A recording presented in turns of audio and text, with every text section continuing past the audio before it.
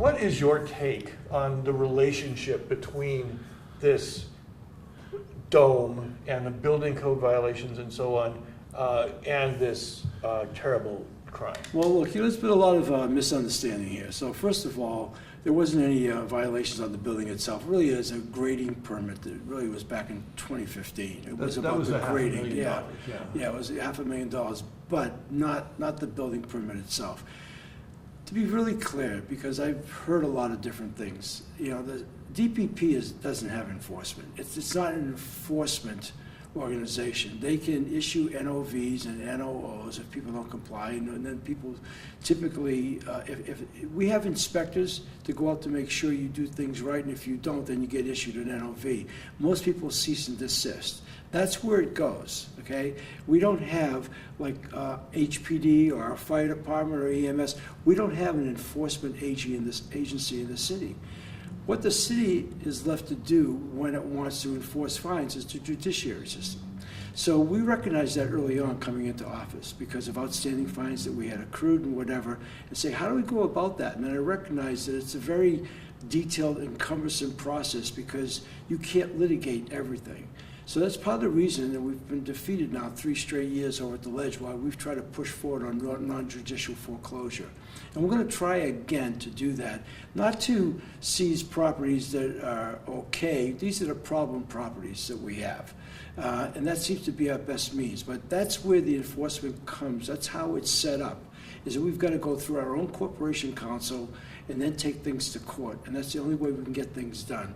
It's not a matter of DPP can suddenly go out there and knock down somebody's house. That seems to be the supposition. That's incorrect.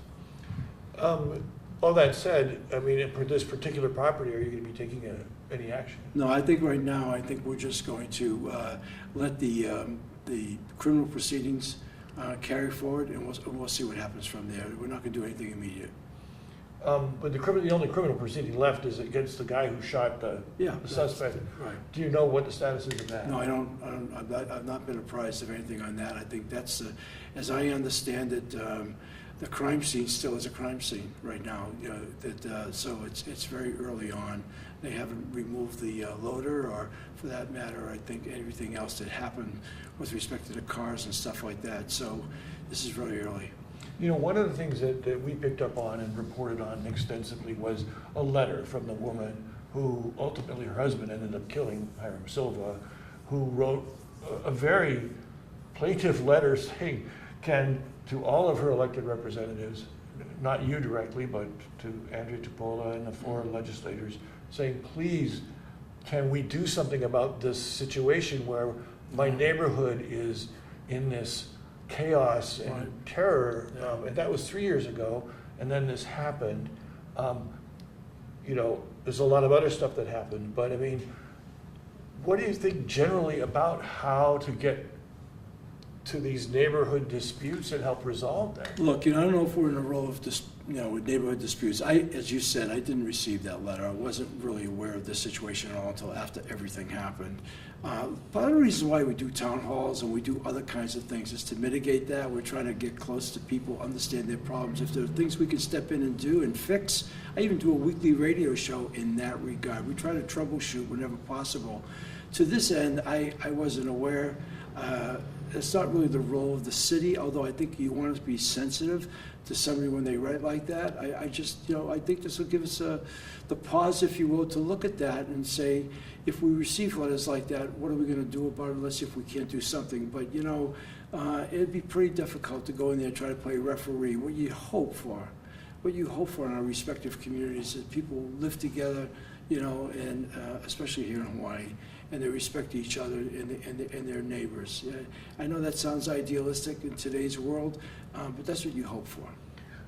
That reminds me a little bit of what have you, as mayor, taken away from this whole story, the whole saga of, because, to me, having covered Lahaina, covered this, I feel the same. People are angry. People feel frustrated. It's unveiled sort of, simmering concerns people have. Look, stuff like this is so tragic. When I first got the news of what happened, it was in disbelief.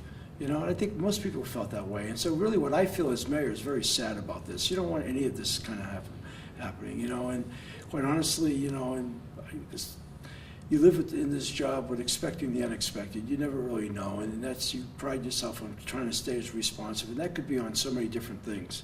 And then you have to almost sometimes take things to a different level on expecting the unimaginable. And this was kind of an unimaginable event. I mean, I can never remember something like this happening, and I've lived here since 1965. And so it makes me very sad that we live in a world right now, in a society. In fact, I felt that way lately about the amount of shootings and stabbings and things that go on, and in a sense of responsibility for that too, but knowing full well that these are actions by people. This is their personal accountability and responsibility, and people doing things that we're not used to seeing, and we'll try to do the best we can with that. Do you see further action, though? I mean, from all of this conversation we've had, is there anything going to happen? Is there anything going to change? Well, look, we're going to try to up our police enforcement. We have a plan, a meeting with Chief Logan tomorrow in Waianae, pretty aggressive. I want to go back to what I said a number of weeks ago about meeting force with force. It's taken us a while to put the kind of plan together that we want to see. Look, we're going to try to protect the public as best we can, but at the end of the day, and I say this all the time, you know, people have to take responsibility for themselves and their actions, and you know, and it comes down to that. And I just hope we can kind of create a sense of peace. Nobody wants to live in a martial law kind of state. You know, we want people to enjoy their freedoms and act responsibly and take care of themselves, their families, and the neighborhoods they live in. I mean, that's who we are as a people. We talk a lot about that, and that is our kuleana. And so that's what I'm expecting from everybody. You know, the anger that was generated around this, you know, led people to say things. And one of the things that people brought to our attention was what you said to that neighborhood town hall. Did you want to follow up on that? I'll be happy to say that, because look, we've since said it many times. I wasn't calling for any kind of vigilante action. I've been out in a number of neighborhood walks and community, you know, citizen patrols in a number of different neighborhoods, you know, including Waikiki and Mililani and Pearl City and Nanakuli.